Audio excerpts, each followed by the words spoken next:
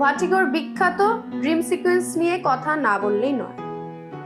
Madleen মারা গেছে, Scotty শোক স্তব্ধ হয়ে গেছে, কিন্তু স্কটি স্বপ্নে দৃশ্যে দেখতে পাচ্ছে কার্লাটাকে, ম্যাডলিনকে নয়। কিন্তু কেন?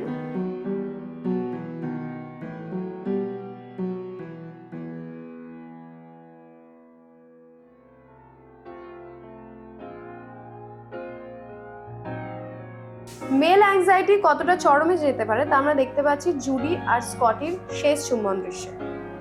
এই চুম্বন দৃশ্যটি নেওয়া হয়েছে সার্কুলার ট্রলি শটে।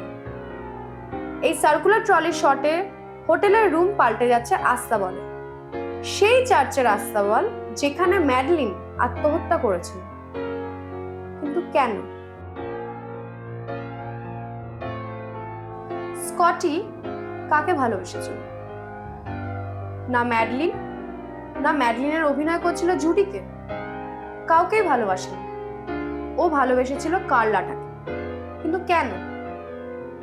কার্লাটা এমন একটি ক্যারেক্টার যাকে ভালোবাসা যায়, আর ভালোবাসা ফুরিয়ে গেলে তাকে ফেলে দেওয়াও যায়।